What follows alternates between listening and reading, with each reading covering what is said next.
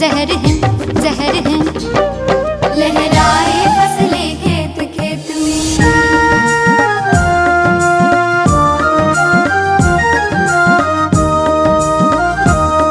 हम करेंगे जैविक खेती जो पौधों को जीवन देती, सबको सात्विक अन्न मिले, स्वस्थ बने मन खिले खिले।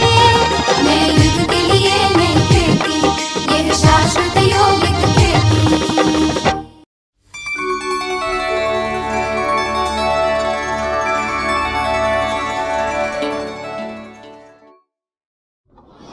नमस्कार, शाश्वत यौगिक खेती टॉक शो में एक बार फिर से आपका स्वागत है। दोस्तों, शाश्वत यौगिक खेती नए युग के लिए नई खेती है और इस खेती में योग का प्रयोग होता है, राजयोग का प्रयोग होता है। पिछले एपिसोड में हमने बात की थी कि योग करने के लिए दो लोगों की ज़रूरत है, एक योग करने वाला और योग जिससे लगाना है उसके बारे में। तो योग करने वाले का परिचय बहुत ही सच्चा और मीठा परिचय हमें मिला कि हम ये शरीर नहीं, हम ये रोल नहीं, हम इस रोल को अदा करने वाली कलाकार आत्मा है, ज्योतिर्बिंदु आत्मा। तो आज योग किससे लगाना है उनका परिचय जानेंगे और उनका परिचय देने के लिए, राजयोग की विधि बताने के लिए हमारे साथ स्टूडियो में मौजूद हैं ब्रह्मा कुमारी अदिति बहन। दीदी, आपका बहुत बहुत स्वागत है शाश्वत यौगिक खेती टॉक शो। शांति। ओम शांति। दोस्तों, अदिति बहन के बारे में एक बार फिर से आपको बता दूं कि पिछले 13 सालों से वो प्रजापिता ब्रह्मा कुमारी ईश्वरीय विश्वविद्यालय से जुड़ी हुई हैं, ईश्वरीय ज्ञान से जुड़ी हुई हैं और MSc मास कम्युनिकेशन किया हुआ है इन्होंने। जी news, Dainik Bhaskar, AIR, EMPC, IGNOU जैसे संस्थानों में एज अ जर्नलिस्ट अपनी सेवाएं दे चुकी हैं। इसके अलावा ब्रह्मा कुमारी हेडक्वार्टर में ज्ञान सरोवर में रहकर राजयोग शिक्षिका के रूप में वो अपनी सेवाएं दे रही हैं और दिल्ली हेल्थ मिनिस्ट्री में एज अ IEC ऑफिसर अपनी सेवाएं भी दे चुकी हैं। सौभाग्य की बात कि दीदी हमारे साथ में हैं। आपने दीदी पिछले एपिसोड में आत्मा का परिचय दिया और आत्म अनुभूति की जो कमेंट्री आपने करवाई थी, बहुत ही अद्भुत अनुभव था। आज आपसे जानना चाहेंगे कि योग जिससे लगाना है उनका यथार्थ परिचय क्या होगा। वैसे तो इस दुनिया में हर एक व्यक्ति अपना परिचय यदि खुद देता है तो सबसे बेस्ट परिचय होता है। जी बिल्कुल। पर ये सौभाग्य है हमारा कि आप सभी को ईश्वर का परिचय देने के निमित्त भगवान हमें बना रहे हैं। ये एक ऐसा सत्य है जिसे गॉड इज ट्रुथ कहते हैं, ईश्वर ही सत्य है। तो सत्य को शब्दों के बीच में बांधना इतना सहज तो नहीं है, पर हम ये समझते हैं कि ये बहुत आवश्यक ज़रूर है। जैसे एक बच्चे को अपने पिता का परिचय बहुत ज़रूरी है जानना। पिता का परिचय नहीं है तो आप देख रहे हैं आज की दुनिया में कोई कुछ नहीं कर सकता, एडमिशन भी नहीं कर सकता कोई बच्चा जी। तो इस दुनिया के अंदर ईश्वर का परिचय, परमात्मा का परिचय प्राप्त होना, ये एक बहुत ही सौभाग्य की बात है और बहुत ही आवश्यक जानकारी है। तो वैसे ही हमने पहले जो जाना कि मैं एक आत्मा हूँ, तो बहुत ही सिंपल है ये जानना कि मैं आत्मा किसकी संतान हूँ। जी। अक्सर बोलते हैं कि हम सभी ईश्वर के संतान हैं, बोलते तो हैं पर ईश्वर को बहुत दूर समझते हैं और समझते हैं कि भगवान तो कुछ और है, कोई और ही चीज़ है, कहीं और ही रहता है। और जब पूछें कि आप किसकी संतान हो तो अपने लौकिक फादर, अपने लौकिक मदर, अपने रिश्तेदार वही याद आते हैं, भगवान नहीं याद आता। बिल्कुल। कह देते हैं पर समझते नहीं हैं, क्योंकि बचपन से ही होश संभालने से पहले ही आपको याद करा दिया जाता है ना कि आपका नाम ये है, आप इस कुल में जन्मे हो, आपके पिताजी ये हैं, माताजी ये हैं। तो वो तो स्मृति में रहता है। पर भगवान, जिसे हमने परम पिता कहा, पिता भी नहीं कहा, परम पिता कहा, जी, टॉप मोस्ट अथॉरिटी है, परम है जी, सबसे ऊंचा है जी। उस ऊंचे के साथ कनेक्शन ना होने के कारण हम बहुत नीचे हो जाते हैं। तो जिसके कारण ही में अक्सर जब हम भगवान के सामने जाते हैं, अपने बारे में बताते हैं, मैं निर्गुण हारे में कोई गुण नाही, आपे ही तरस परोई, लेकिन उसके बारे में बहुत महिमा करते हैं जी ना, उसके बारे में कई महिमा करते हैं ईश्वर के बारे में। आप ये हैं, आप दुख हरता सुख करता हैं, प्यार के सागर हैं, आनंद के सागर हैं, सुख के सागर हैं। कहते हैं सागर की जितनी गहराई है उतनी ईश्वर के गुण, उसके कर्तव्य, उसकी बातें हैं जी।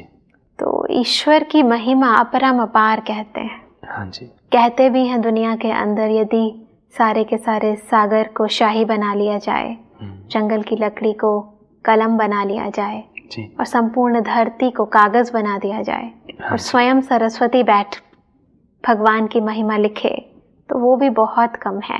तो परम पिता परमात्मा की इतनी महिमा है और उसके हम बच्चे हैं, ईश्वर की संतान है। अपनी हम बुराई करते हैं और उसकी इतनी बड़ाई करते हैं। आज दुनिया के अंदर यदि पिता जो है वो बहुत बड़ा है और बच्चा उसके सामने जाके कहे अपने पिता के सामने मैं ऐसा हूँ, तो पिता को कैसा लगेगा? बहुत बुरा लगेगा, अच्छा नहीं लगेगा। अच्छा तो नहीं। लेकिन हम ये समझते हैं कि जैसे हम बहुत अच्छे हो गए हैं, भगवान की बड़ाई कर रहे हैं और हम अपने आप को नीचे दिखा रहे हैं, उसको अपने से बड़ा मान रहे हैं और खुद को उसके चरणों का दास मान रहे हैं, तो अच्छा कर रहे हैं। तो ये एक बहुत ही सिंपल समझने की बात है कि जैसे इस दुनिया के अंदर पिता और बच्चा दो चीजें हैं, लेकिन बच्चे के अंदर अपने पिता के कुछ गुण तो होते हैं। बिल्कुल। जैसे देह है वो, तो जैसे देह को भी देखें तो कहेंगे कि आंखें हैं, हाँ, नाक है, नक्श मिलता हुआ रहता है। हाँ, कुछ ना कुछ मिलता जरूर है। बिल्कुल। तो सिमिलरली यदि मैं परमात्मा का बच्चा हूँ ना, तो अगर मैं आत्मा हूँ, ज्योति स्वरूप हूँ, तो मेरे पिता भी ज्योति स्वरूप परम आत्मा ही होंगे। जी। As simple as like this. जी जी जी। तो जैसे शरीर का पिता शरीर के जैसा, वैसे शरीर को चलाने वाली आत्मा जो कि ज्योति स्वरूप है, उसका पिता भी आत्मा के जैसा, जिसे हम परम आत्मा कहते हैं। जी। अब ये समझने की बात है कि कोई भी आत्मा जिसने अपना ये शरीर धारण किया है वो परमात्मा नहीं हो सकते। हम कभी भी नहीं कहते। हमने जैसा कि आपने पहले बताया था, हमने धर्मात्मा कहा, महात्मा कहा, मगर किसी को भी परमात्मा तो नहीं कहा। वो तो हम परमात्मा जब बोलते हैं इसका मतलब हम भगवान की बात कर रहे हैं। लेकिन भगवान भी हर एक व्यक्ति से पूछे कि आप कौन से भगवान को मानते हैं, तो हर एक गांव में जाएंगे तो हर गांव की एक अलग देवी अलग देवता होते हैं। जी, वो इष्ट देवी देवता इष्ट देवी देवता है। यही समझने का है बात कि देवी यानी देव आत्माएं अलग हैं। जी जी। और परमात्मा जिसे हम भगवान कहते हैं, ईश्वर कहते हैं, गॉड कहते हैं, अल्लाह कहते हैं, वो अलग है।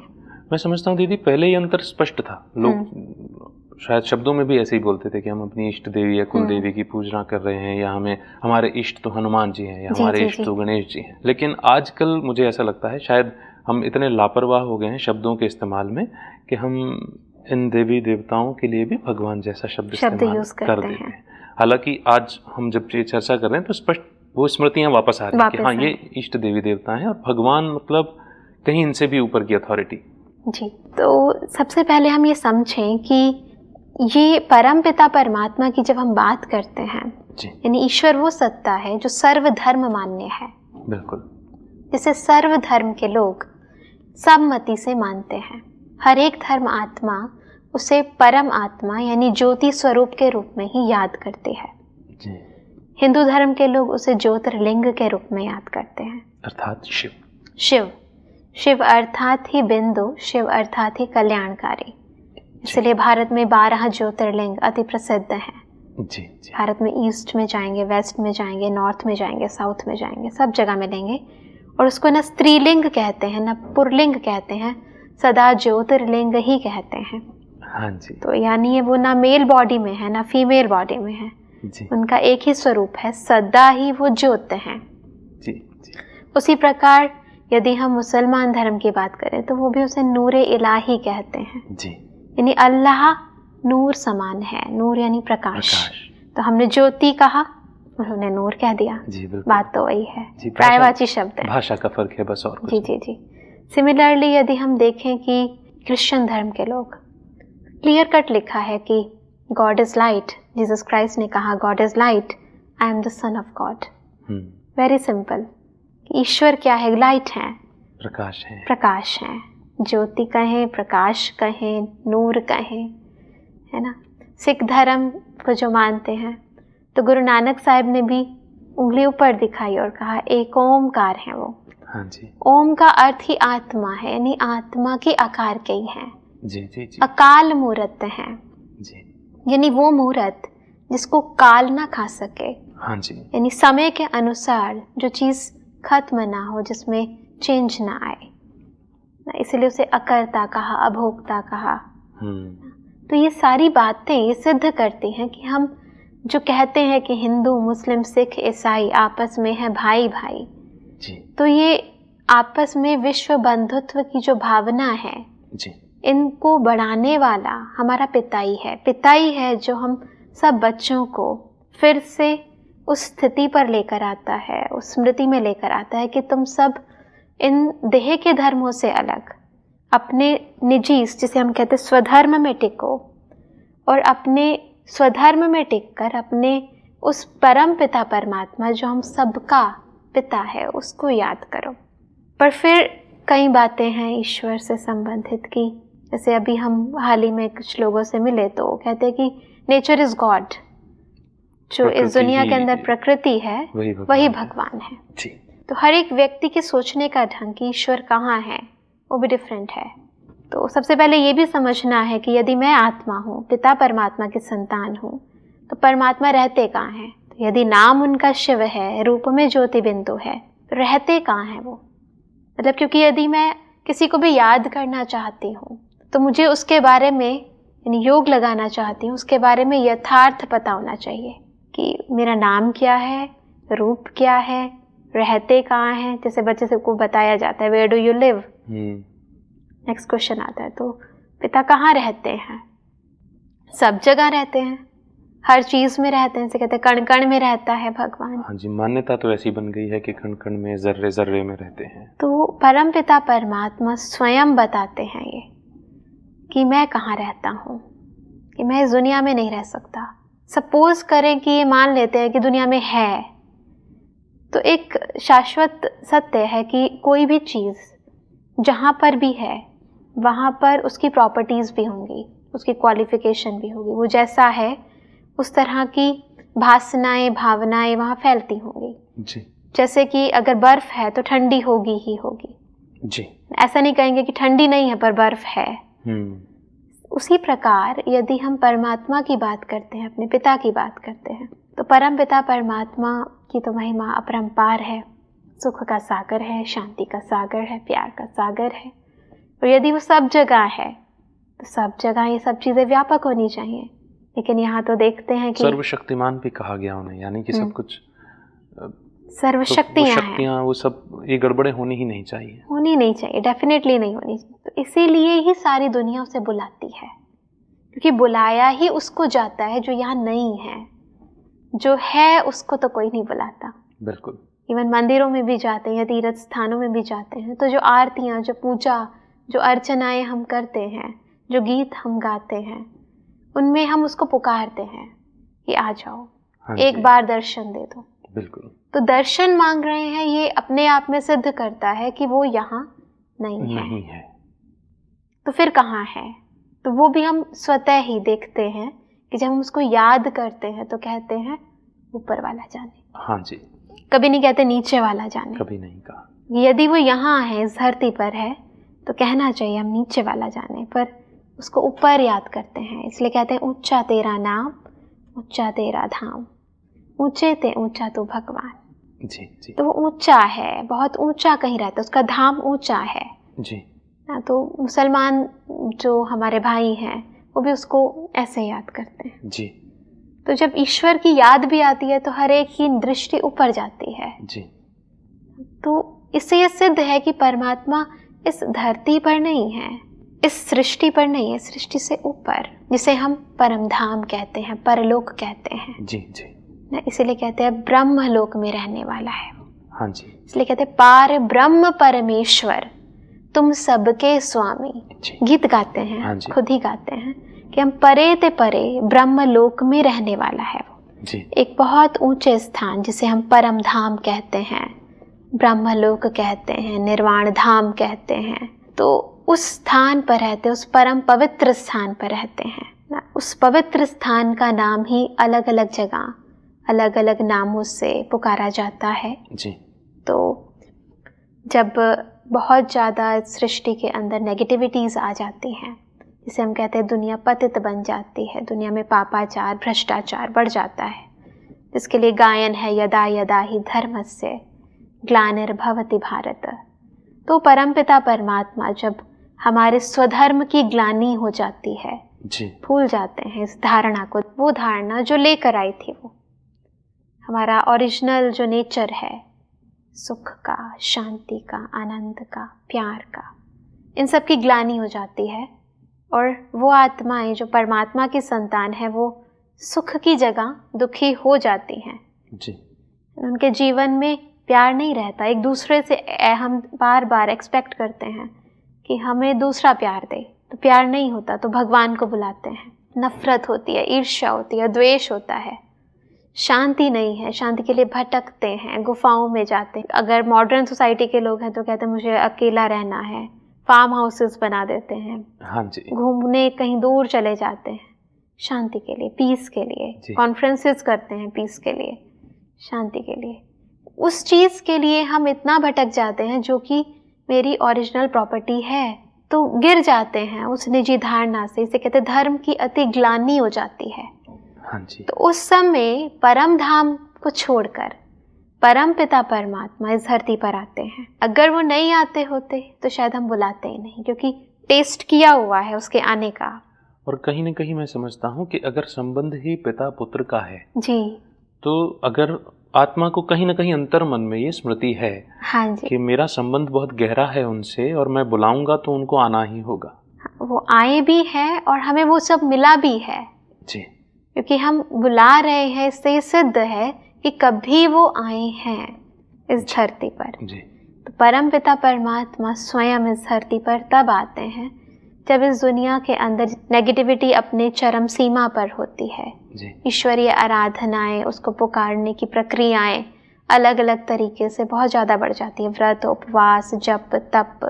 जी, तो ऐसे समय पर भगवान इस धरती पर आते हैं और हम सबको ये परिचय देते हैं। तो ये जो आपको ज्ञान दिया गया या हमने शेयर किया, ये वास्तविकता में ज्ञान किसी व्यक्ति का नहीं है।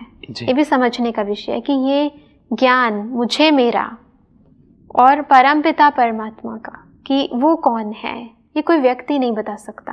तो इसीलिए गीता में ये लिखा है कि मेरे बारे में मेरे सिवा और कोई बता नहीं सकता। बिल्कुल ठीक। तो कौन बता सकता है? वो परमपिता परमात्मा, फादर खुद ही बताएंगे कि मैं कौन हूँ और बच्चे तुम कौन हो। तो वो समय ये चल रहा है। हम समझते हैं कि आत्मा के अंदर जो 3 शक्तियाँ हैं, मन, बुद्धि और संस्कार, जी, इन तीनों शक्तियों को, यानी मन को और बुद्धि को और हमारे जो संस्कार हैं, ये उसी प्रकार के हों जैसे हमारे परमपिता परमात्मा, हमारे फादर बनाना चाहते हैं। तो ये वो समय है कि जब स्वयं परमपिता परमात्मा इस धरती पर आकर अपना जो दिव्य संदेश है, वो जो ज्ञान है, जो शक्तियाँ हैं, हाँ जी, वो सभी हम सबको देते हैं। और वो आत्माएं, हम सभी, हमारे अंदर जो बुराइयां आ चुकी हैं, उन सब को अच्छाइयों में बदलते हैं। क्योंकि हर चीज़ को बदलने के लिए 2 चीज़ों की ज़रूरत है, एक है ज्ञान, एक है शक्ति। जी, तो परमपिता परमात्मा हमें नॉलेज भी देते हैं और वो नॉलेज हमारे जीवन में आए, हम उसे अपना सकें, जी, जी, उसके लिए शक्ति भी देते हैं। तो पहला स्टेप ये जानना, पहला ज्ञान ये जो हमें परमपिता परमात्मा ने दिया जी, कि मैं कौन हूँ, और दूसरा ज्ञान कि पिता कौन है। कि वो जैसे हम हैं ज्योति स्वरूप, जैसे हमारे पिता परमात्मा भी, वो भी ज्योति स्वरूप हैं। जी, जैसे मैं एक आत्मा हूँ, तो वो भी परम आत्मा है। जी, अब परम पिता परमात्मा से कैसे हम वो शक्तियाँ लें, उस प्रक्रिया को हम राजयोग कहते हैं। जी, लेकिन उससे पहले हम ये अनुभव करें कि पिता कौन है, उसको भी अनुभव करना बहुत ज़रूरी है। जी, क्योंकि फीलिंग नहीं है तो कनेक्शन नहीं है। जी, बिल्कुल। पता होना चाहिए कि मैं जिसको मैं अपने रिलेशन में ले रहा हूँ, उसकी इम्पोर्टेंस क्या है। तो जैसे हमने जाना कि नाम क्या है, रूप क्या है, रहते कहाँ हैं और किस समय वो आते हैं, जैसे हमने कहा संगम युग पर आते हैं। तो अगर ये वो समय है कि स्वयं परमपिता परमात्मा इस धरती पर आए हैं, जी, तो क्या मैं वो सब चीज़ें ले पा रहा हूँ और उसको लेने का क्या तरीका है। तो ये जो तरीका है राजयोग, ये भी हम धीरे धीरे समझेंगे। जी, पर उससे पहले हम ये समझें कि पिता को कैसे स्मृति में लाना है। तो परम पिता परमात्मा को पहले समझना है कि वो मेरे पिता हैं, वो रिलेशन को समझना है, वो अंदर वो भावनाएं, वो भासनाएं आनी चाहिए, क्योंकि हम कहते हैं वो संपूर्ण सृष्टि के रचयिता हैं। संपूर्ण सृष्टि के रचयिता है, मतलब कि जो कुछ भी इस दुनिया में चल रहा है वो एज पर उनके रूल्स और रेगुलेशन के अकॉर्डिंग चल रहा है, जो नियम, जो मर्यादाएं उन्होंने बनाई हैं। लेकिन आज की दुनिया में हम जिन नियमों और मर्यादाओं के अनुसार चल रहे हैं वो हमने बनाई हैं या हमारे आस पड़ोस वालों ने जैसे बताई हैं उसके अनुसार चल रहे हैं। बिल्कुल। तो ईश्वरीय नियम और मर्यादाओं को हम कहीं भूल चुके हैं। तो सबसे पहले अपने आप को इस नियम और संयम में लाना है कि मैं कौन हूँ, ये नियम मेरा पक्का हो जाए कि रोज मैं बार बार स्मृति में आऊँ कि मैं कौन हूँ। हाँ जी। फिर ये भी नियम पक्का हो कि ये भी स्मृति में आए कि मेरा कौन है। तो उसके लिए जैसे पिछले एपिसोड में हमने बात करी थी कि हम समझ रहे थे कि मैं एक आत्मा हूँ। हाँ जी। तो दूसरी तरह हम ये भी अपनी बुद्धि में ये स्मृति में लेकर आए प्रत्येक सुबह, फिर दिन के टाइम और फिर रात को सोने से पहले जी। उस ईश्वरीय स्मृति को बार बार महसूस करें। जैसे हमने बात की थी कि हम प्रातःकालीन अमृत वेले जब उठते हैं जी, तो न केवल ये सोचें कि मैं एक ज्योति हूँ, एक लाइट हूँ, बल्कि ये भी समझें कि मैं उस परम पिता परमात्मा की संतान हूँ। तो हम अभी 2 मिनट के लिए जो हम थोड़ा सा 3 फेजेस के अंदर ये स्मृति अपने मन में लेकर आएंगे जी। एक जो हमें सुबह करनी है, एक जो हमें जब हम कार्य में बहुत बिजी हो जाते हैं तो फिर उसके बीच में करनी है, और उसके बाद जब हम रात को ईश्वरीय याद में सोएं कैसे, उसको कैसे करना है। तो ये जैसे हम अपने जीवन के अंदर से इस ईश्वरीय शक्ति को या कहें परम पिता परमात्मा को अपने जीवन का एक अंग बनाएं, जैसे हमने व्यक्तियों को बनाया है। जी। उसके लिए हम ये 3 तरीके से अभ्यास करेंगे कि जब भी हम सुबह उठें तो 2 मिनट के लिए अपने आप को इस संपूर्ण शरीर से अलग, पैरों से अलग, हाथों से अलग, संपूर्ण देह से अलग, मस्तक के बीच में चमकती हुई ज्योति महसूस करें और महसूस करें कि एक और शक्ति जैसे सूर्य इस धरती पर पड़ते ही उसकी किरणें संपूर्ण सृष्टि को, इस धरती को एक नवजीवन देती है। वैसे बिल्कुल मेरे ऊपर मेरे पिता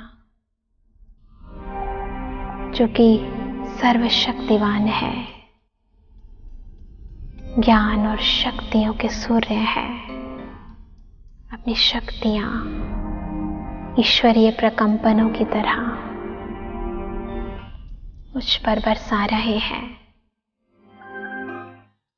महसूस करें कि ये देह, मेरा परिवार, सारा कार्य क्षेत्र उस ईश्वरीय शक्ति के अनुपम प्रकंपनों के आधार से चलेगा। ईश्वर को अपने जीवन के अंदर स्वीकार कर लें।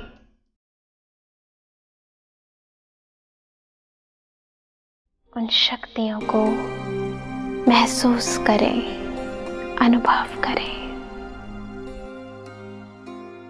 ओम शांति। दोस्तों, ऋषि मुनि साधु संत जिस साधना के लिए घर बार छोड़कर जंगलों में गए, तपस्या की, साधना की, उस साधना को बहुत ही सहज शब्दों में हमने शाश्वत योगी खेती टॉक शो पर समझा। राजयोग क्या है, आत्मा का परमात्मा से मिलन क्या है, परमात्मा कौन है, उनका नाम क्या है, वे कहाँ रहते हैं।